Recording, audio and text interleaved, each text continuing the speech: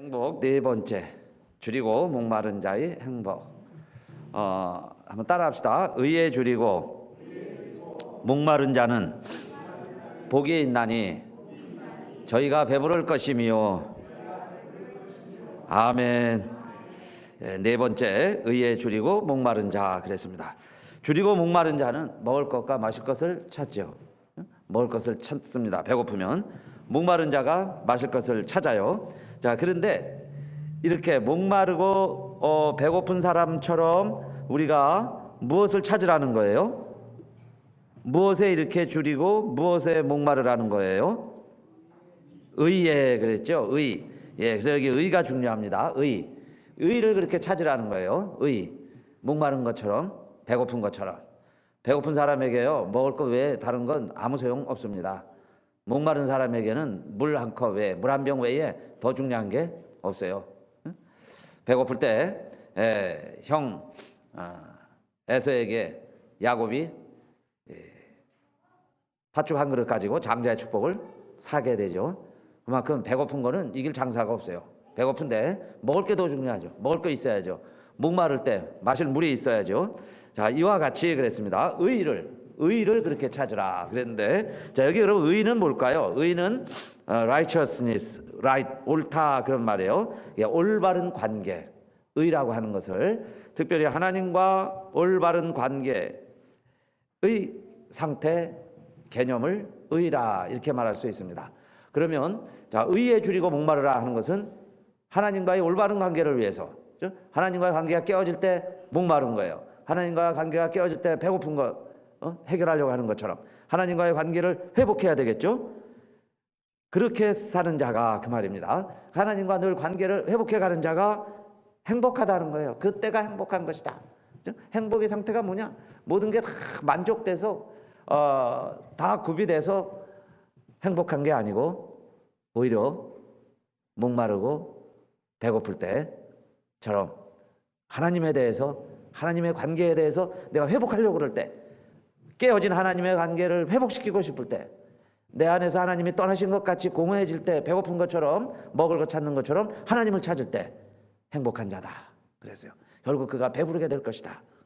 배부르다 하는 것은 이제 행복이다. 별세의 행복이에요. 세상이 말하는 행복이 아니라 별세의 행복. 정말 그럴 때 행복을 느끼게 되는데, 왜 우리가 의를 이렇게 줄이고 목마른 자처럼 사모해야 되느냐? 첫째는 하나님이 보실 때 이 세상에 의인이 몇 명이나 있을까요? 의인은 없나니? 하나도 없다 그랬죠. 하나도 없다. 창세기에서 소돔과 고모라가 멸망을 합니다. 하나님이 심판하시려고 그럴 때 아브라함에게 그 사실을 알려주었어요. 그래서 처음에 아브라함이 시작할 때 몇 명으로 시작했는지 아시죠? 몇 명만 있으면 의인과 악인을 같이 멸하시겠습니까? 이게 아브라함이 하나님께 간청하는 내용이에요.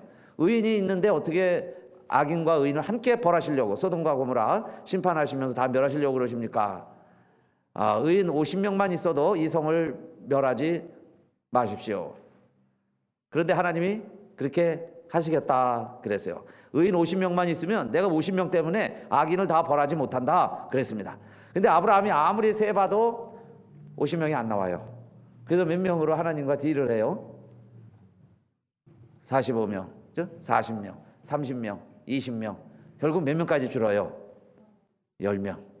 10명만 있어도 소돔과 고모라가 망하지 않았을 거예요. 그런데 여러분, 역사와 결과를 알고 계시듯이 결국 유황불이 내려서 소돔과 고모라를 하나님이 심판하셨어요. 그것은 뭐냐면 의인이 그 많은 도성에 그 많은 사람들이 있었는데 의인이 10명이 없었다 하는 이야기예요. 그런데 예레미야에 가면요, 예레미야 5장 1절입니다. 거기 주보에 순서지 다 갖고 계시죠? 다 같이 한번 읽어볼까요?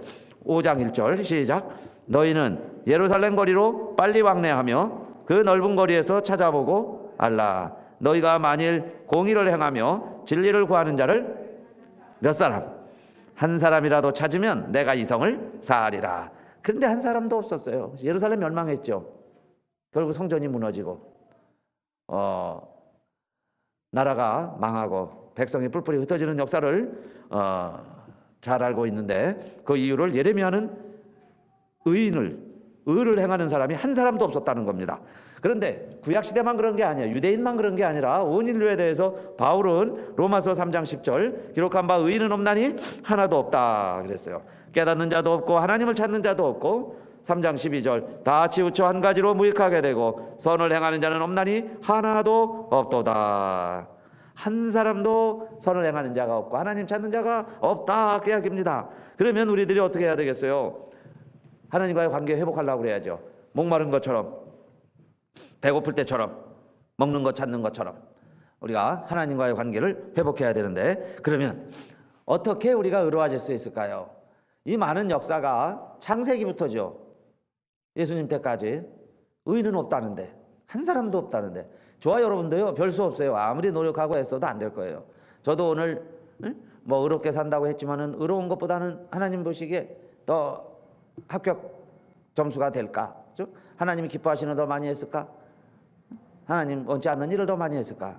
수요일이니까 뭐 말씀도 준비하고 또 예배도 준비하고 그러느냐고 좀 다른 날보다는 더 하나님과 가까이 산 것 같지만은 그래도 저울로 달아보면은 하나님이 보시기엔 다 부족할 거예요. 그죠? 마이너스. 우리 다 의인의 반열에 서지 못하고 하나님과의 관계가 다 바르지 못한다 그 이야기입니다.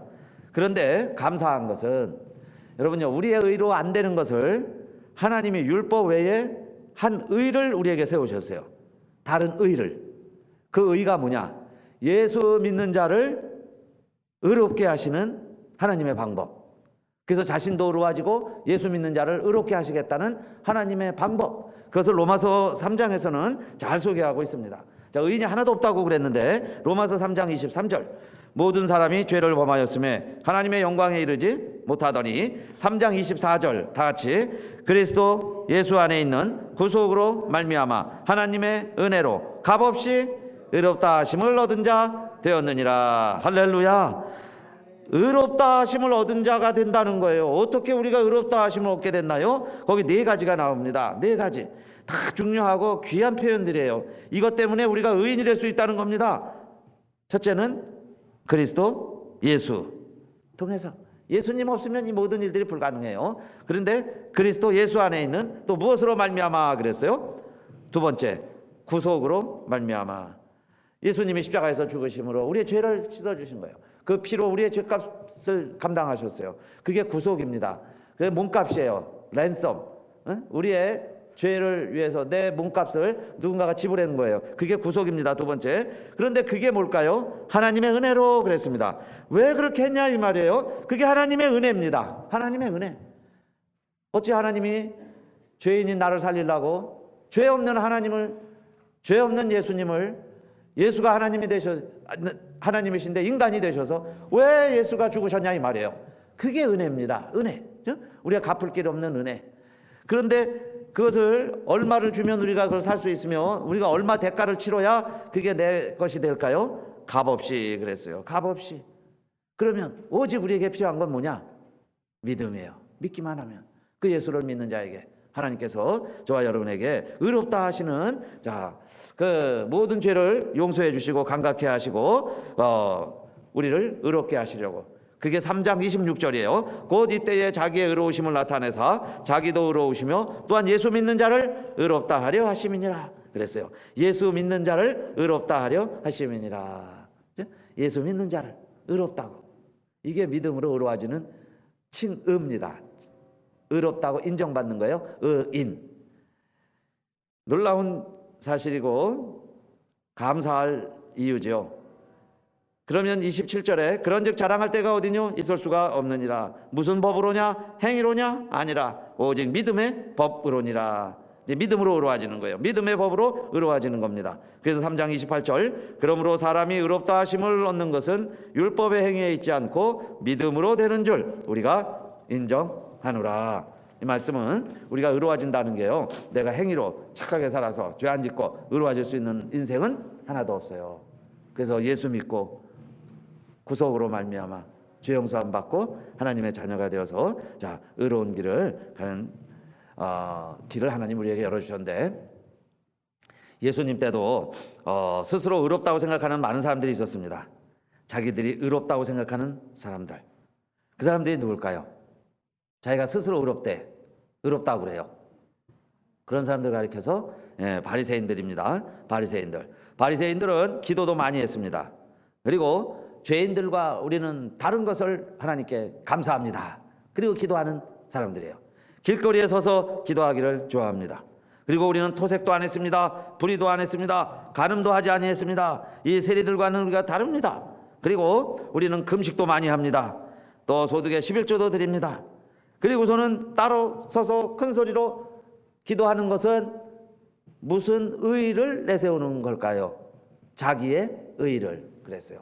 그러면 내 의의로 이 정도 하면은 여러분 믿음 생활 잘 하는 거예요. 그렇죠? 바리새인들은 우리가 존경할 만합니다. 남들이 못하는 것까지 더 하는 게 바리새인들이에요.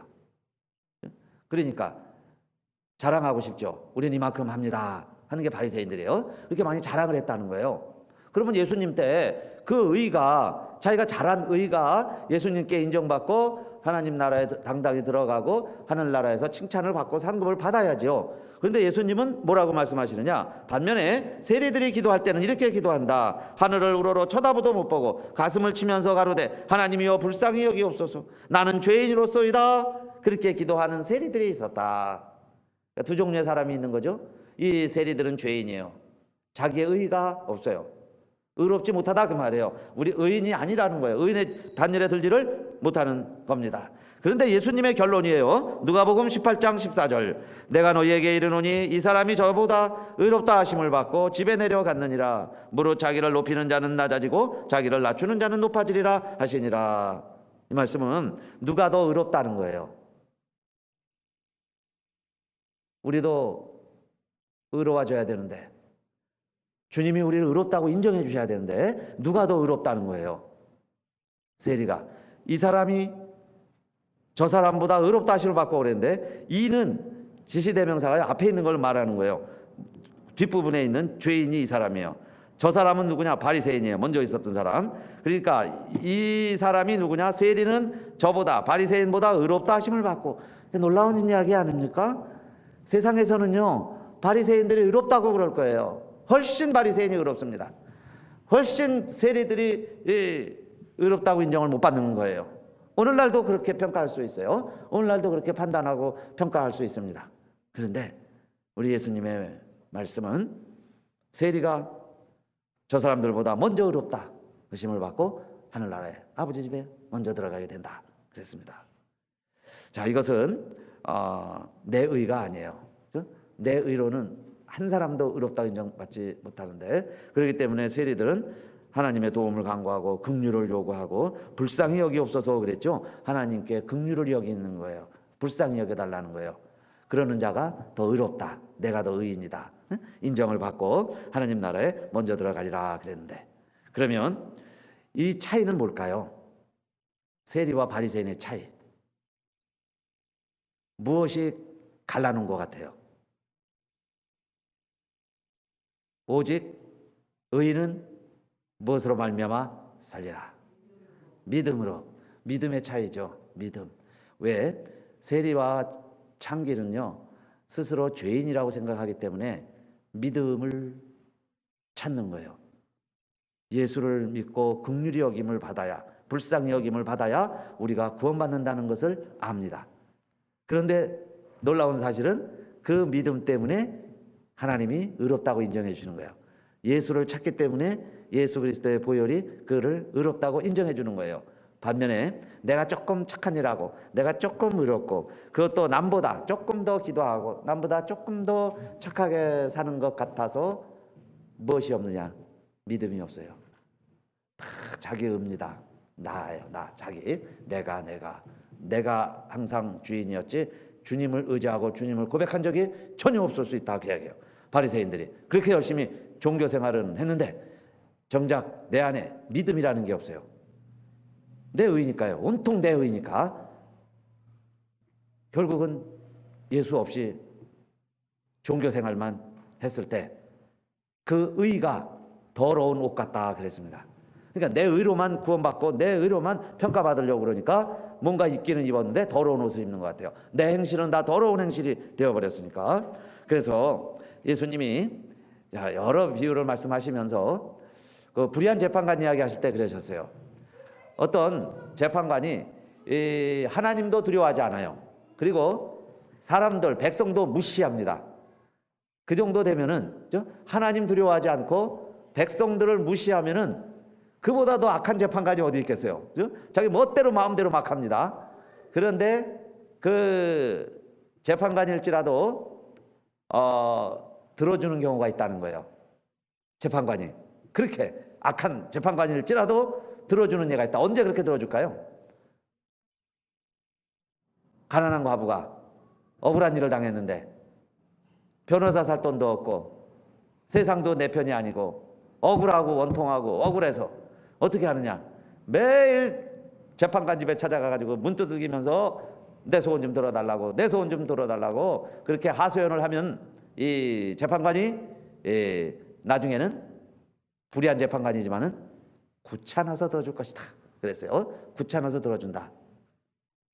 근데 그 이야기는 잘 이해하겠는데 그 비유의 핵심이 이겁니다.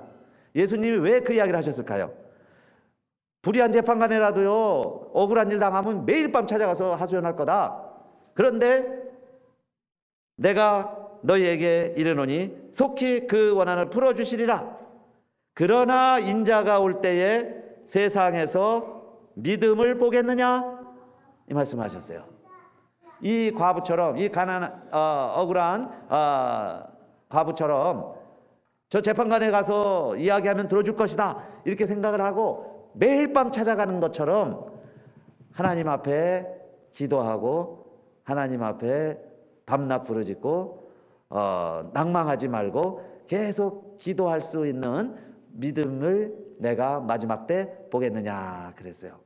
그러니까 사랑하는 성도님들, 믿음으로 승리하시기를 바라겠습니다.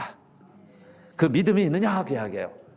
그 믿음, 그러니까 믿음으로 내 죄가 용서함 받고 믿음으로 기도한 것마다 하나님 응답해 주시고 하나님이 살아계시고 세상 역사를 주관하시고 마지막에 새하늘과 새 땅으로 온 세상을 심판할 것이다. 그런 믿음이 있느냐 그 이야기입니다.